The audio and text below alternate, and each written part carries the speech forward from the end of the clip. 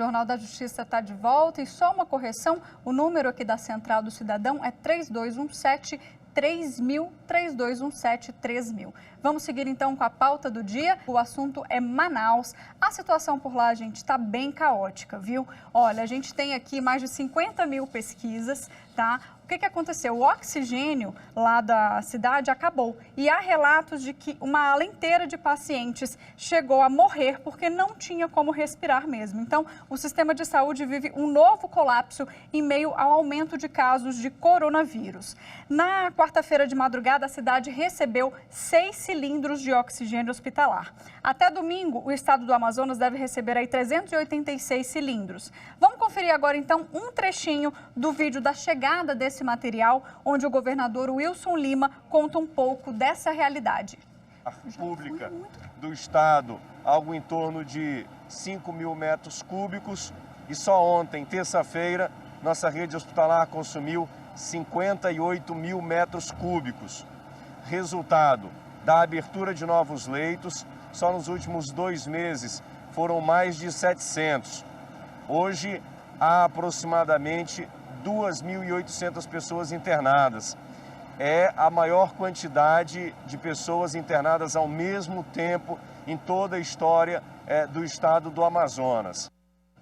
E hoje de manhã teve coletiva para informar sobre a situação da saúde e também para anunciar o toque de recolher em Manaus. Vamos para as consultas relacionadas, né? As consultas relacionadas do Google, a gente tem aqui os seguintes termos: toque de recolher Manaus, toque de recolher, falta oxigênio em Manaus, toque de recolher em Manaus e falta oxigênio em Manaus. Tudo relacionado aí ao tema de hoje, né? A gente vai explicar bem direitinho. Para debater esse assunto comigo, eu converso com Gesen Orellana, que é pesquisador da Fiocruz Amazônia, e também com a Ingrid Belian, que é advogada e integrante da Comissão de Direito Médico aqui da OAB-DF. Sejam bem-vindos aqui ao nosso programa.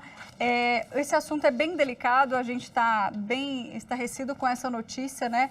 A gente tem aqui um representante de Manaus que pode também trazer um pouquinho dessa situação local. E eu queria começar com o senhor, doutor. O que você pode trazer desse dia caótico, né? Desse dia que foi desesperador para tantas famílias aí em Manaus? Vamos ver se você me ouve direitinho. Uma boa noite. Boa noite, Mariana. É muito pesado. Temos o desprazer de relatar provavelmente um dos capítulos mais trágicos da história recente da saúde pública, né?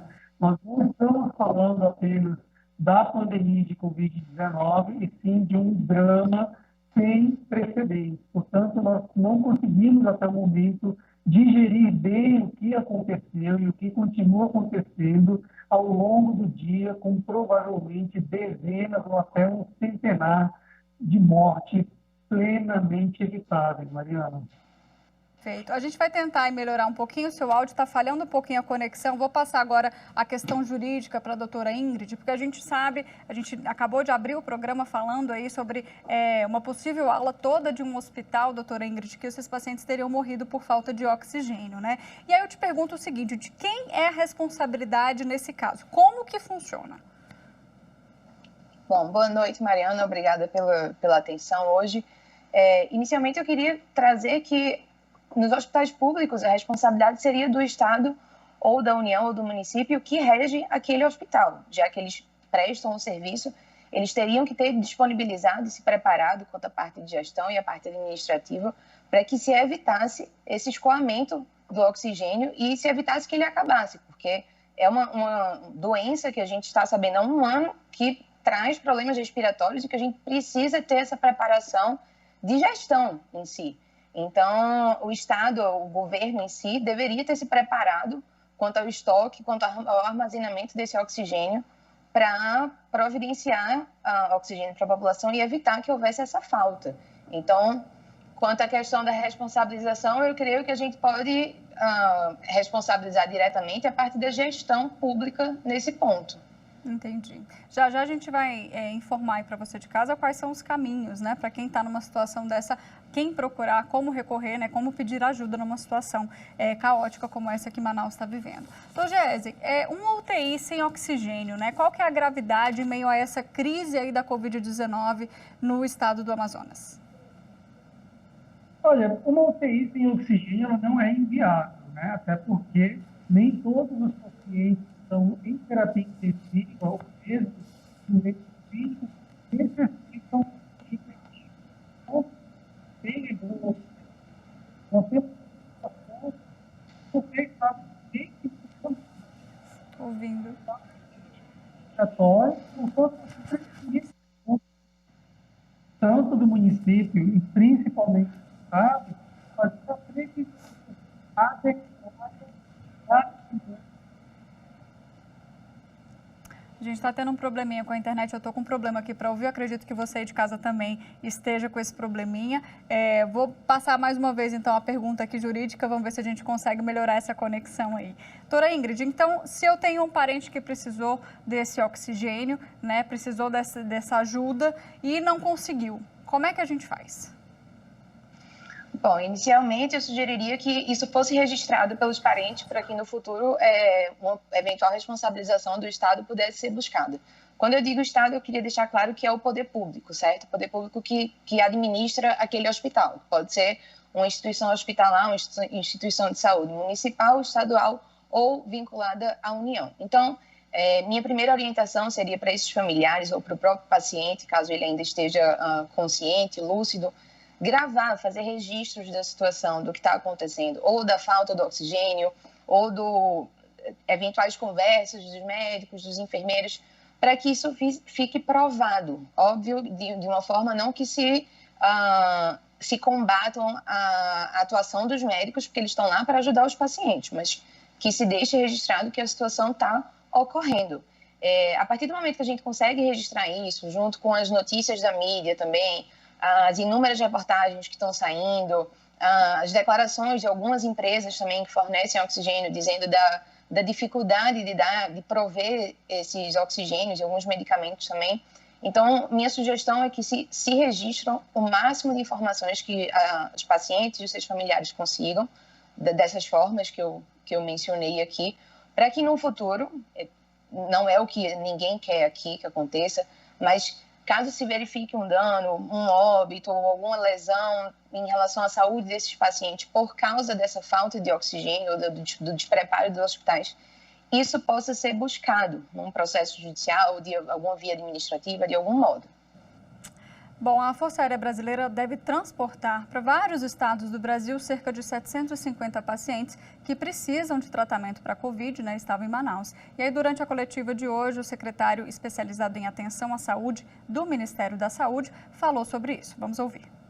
São pacientes que ainda continuam dependentes do oxigênio, mas eles têm toda a segurança plena para ser aerotransportado.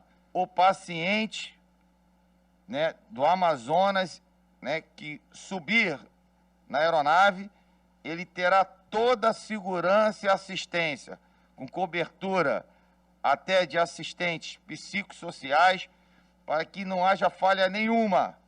Toda a equipe médica prestada, todos voltados para o foco do paciente, para que a gente tenha um sucesso e que chegue no destino com toda a segurança e o acolhimento que o nosso doente tem que ter. Doutor Gesen, esse transporte, né, que foi anunciado aqui na coletiva e a gente acabou de falar sobre ele, já começou a ser feito por aí? E quais são os riscos, se há, né, algum risco desse transporte? Como é que está sendo essa realidade aí em Manaus? Sempre há riscos que você transporta qualquer paciente portador de doença infecciosa, sobretudo pela transmissão respiratória, né? Então, esse cenário que o secretário do Ministério da Saúde coloca, quase paradisíaco, né? Ele, infelizmente, não corresponde com a realidade, né? Eu queria lembrar que a nação brasileira, tá? Os hospitais que vão receber esses pacientes, que Manaus está com uma cepa que provavelmente é nova e se dissemina mais rápido. Então, nós, além de estarmos levando esses pacientes, nós poderíamos estar levando essa cepa ou distribuindo essa cepa.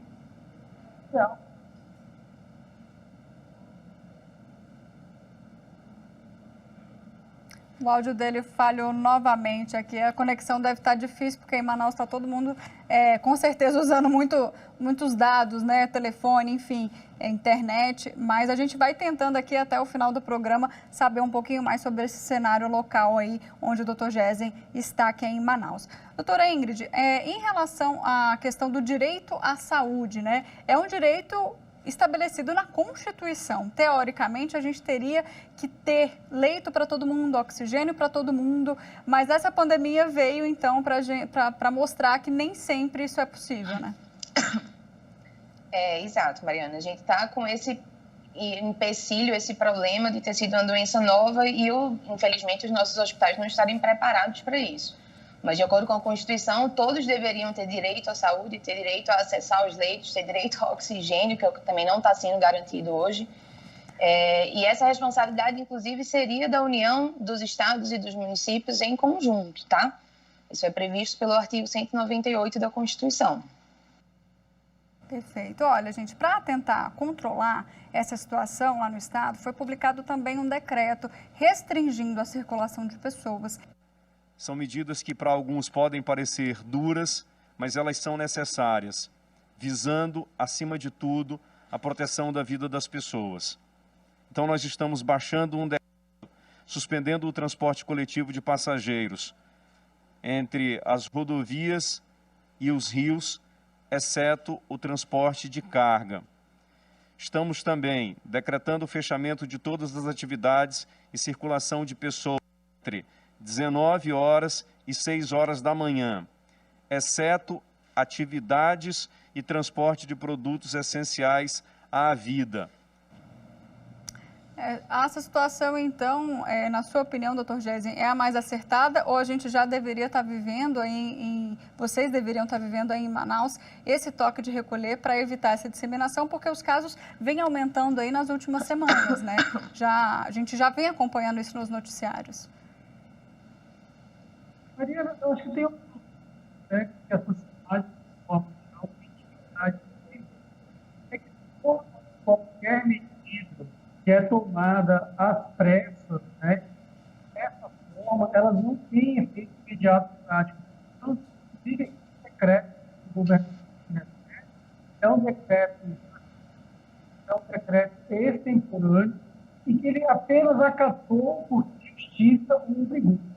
Esse novo decreto que ele está se referindo agora no toque de recolher, talvez seja um dos maiores absurdos sanitários que nós estamos testemunhando até hoje, porque não há situação com uma transmissão sanitária tão violenta que tem no Brasil, em que você simplesmente decreta um toque de recolher entre 7 da noite e 6 da manhã. Isso não faz o menor sentido sanitário. O que Manaus precisa é de um de pelo menos 15 ou 20 dias. Então, na minha opinião, enquanto sanitarista, enquanto epidemiologista, eu classificaria essa decisão como mais uma decisão equivocada da gestão e que certamente vai ser passível de severa punição.